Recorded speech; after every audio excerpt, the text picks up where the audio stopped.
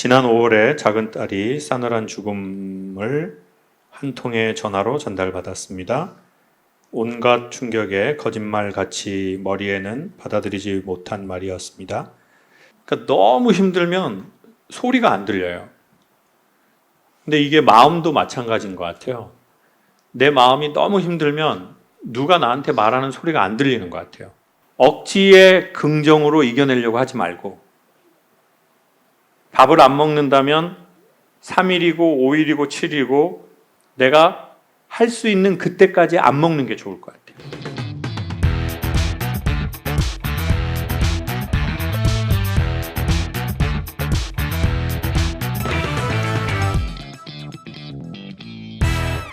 여기에 없는 건데 처음에 용기를 내주셔가지고 사연을 주셨는데 다시 사연을 거두셨더라고요.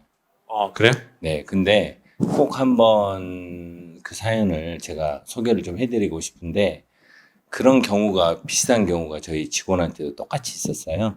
그래서 이제 그 사연을 잠깐 소개를 할까 하는데 좀 용기를 내셔서 얘기를 좀 해주셨으면 좋겠다는 생각이 듭니다. 5월 달에 이제 전화 한 통화가 왔는데 둘째 딸이 이제 사망했다고 연락을 받으셨대요. 받으셔서 뭐 저도 애들이 많지만 이런 생각을 가끔 해보거든요. 우리 아이들이 나보다 먼저 갔을 때 나는 과연 견딜 수 있을까? 버틸 수 있을까? 이런 생각을 되게 많이 해요.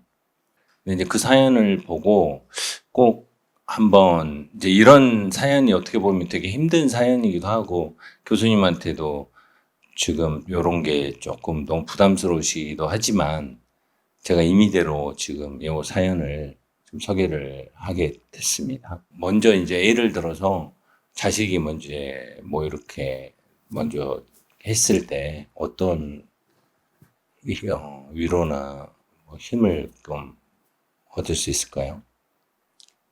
이름은 얘기 안 하겠습니다. 지난 5월에 작은 딸이 싸늘한 죽음을 한 통의 전화로 전달받았습니다.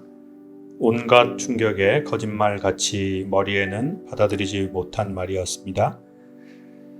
자식이 먼저 가면 가슴에 묻는다는 말처럼 한없이 흐르는 눈물만 작은 딸과 그동안 지냈던 과거의 일들이 머리를 스쳐 지나갔습니다. 무엇을 할 때마다 생각이 나곤 합니다. 정신 차리고 잘하고 살면 되겠지 하지만 어떻게 해야 하는지 또 앞으로 어떻게 받아들여야 할지 조언을 부탁드립니다. 라고 주셨습니다.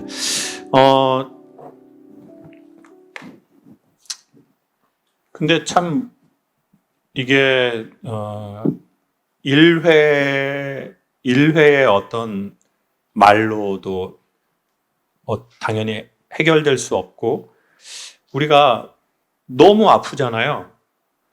그러면 제일 먼저 기능을 발휘하지 못하는 기관이 귀더라고요. 그러니까 너무 힘들면 소리가 안 들려요. 근데 이게 마음도 마찬가지인 것 같아요. 내 마음이 너무 힘들면 누가 나한테 말하는 소리가 안 들리는 것 같아요. 그때는 어떤 말을 해도 사실 들리지가 않거든요. 그러니까 마음에도 귀가 있기 때문에 마음과 정신이 너무 힘들면 그 어떤 소리도 들리지 않는다.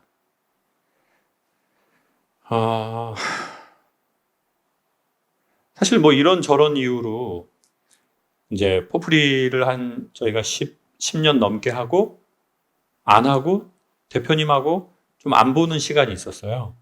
근데 어떻게 다시 보게 되었고 포프리 쇼를 다시 시작하게 됐냐면 제가 이제 그때 아버지가 돌아가셨어요. 아버지가 돌아가셨는데 그때가 하필 코로나 기간이었고 또 제주도인 거예요. 그러니까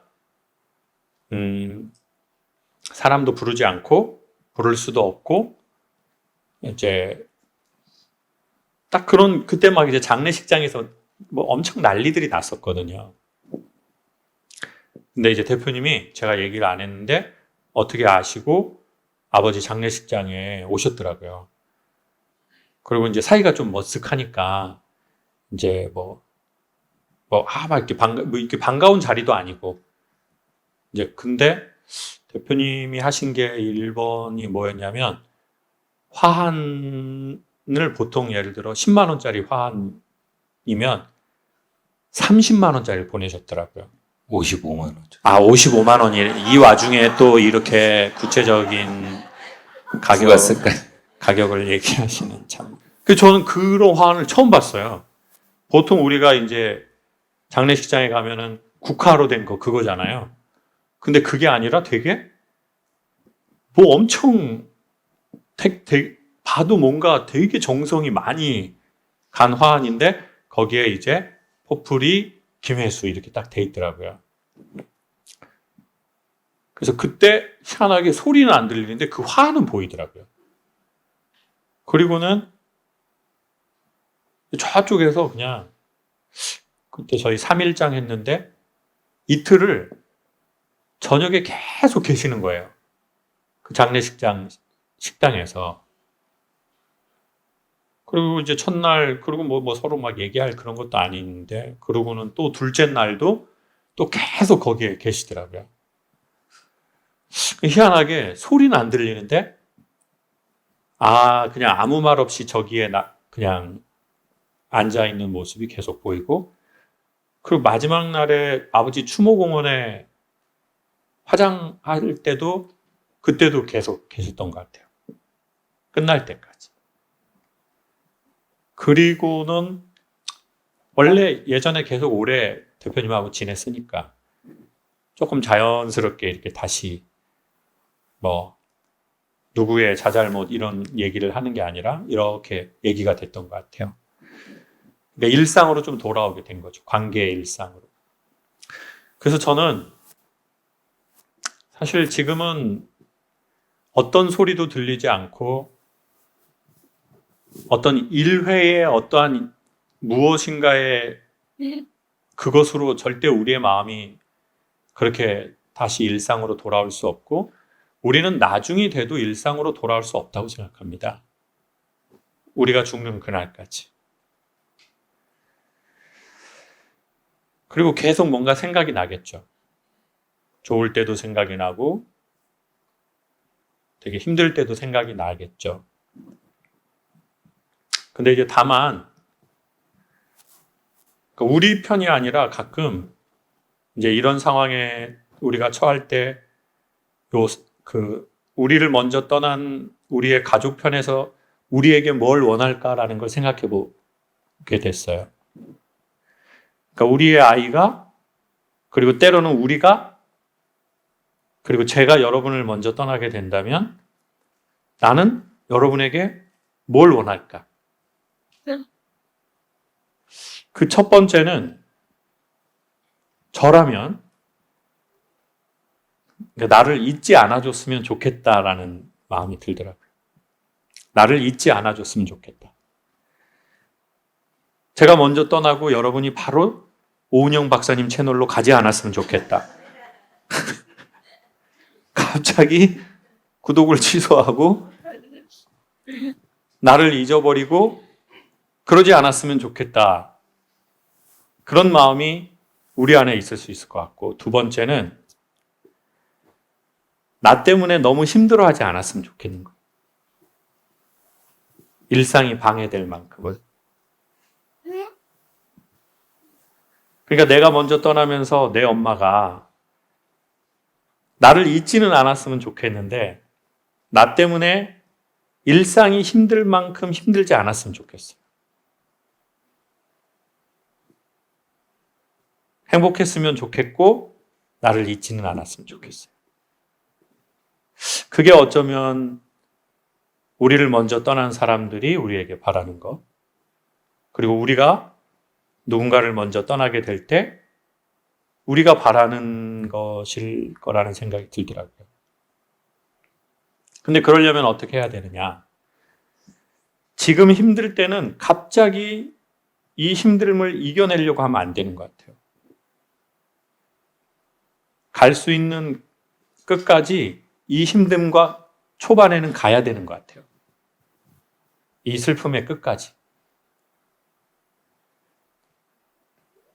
억지의 긍정으로 이겨내려고 하지 말고 밥을 안 먹는다면 3일이고 5일이고 7일이고 내가 할 수 있는 그때까지 안 먹는 게 좋을 것 같아요. 그리고 그걸 생각했으면 좋겠어요. 이렇게 계속 지내기를 우리를 떠난 사람들이 원하지 않을 거라는 사실. 그리고 그들을 기억하려면 어떻게 해야 되냐면 내가 좀 난로의 원리랑 비슷한데요. 화목난로 같은 거 너무 좋거든요. 겨울에. 근데 그 불을 지키려면 이 불을 지키는 옆에 그 무쇠가 엄청 튼튼해야 되거든요.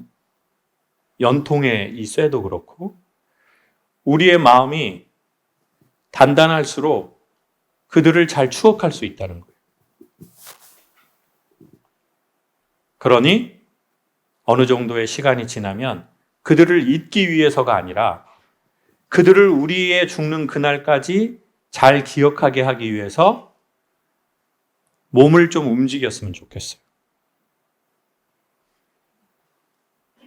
운동이나 본인이 좋아하는 노동을 했으면 좋겠어요. 정기적으로.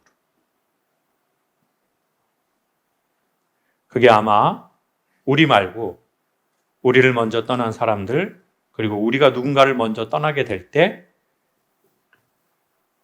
남아있는 그 사람들한테 바라는 마음이 될 것 같아요.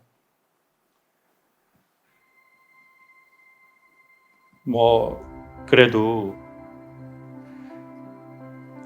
그 어떤 말로 우리가 이러한 상황을 할 수 있겠어요. 그럼에도 불구하고 그 상황에 너무 오래 머물러 있지 않고 뭔가 우리의 의지로 이 글을 썼다는 것 자체가 되게 좋은 신호가 시작된 것 같아요.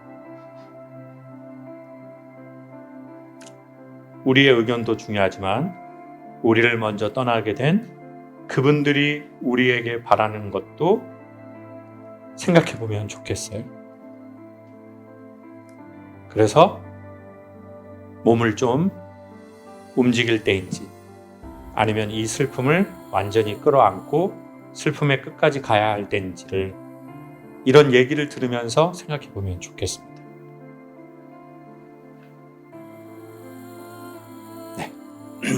사연 주신 분께 그분들 모르지만 힘내라고 큰 박수 한번 부탁드리겠습니다.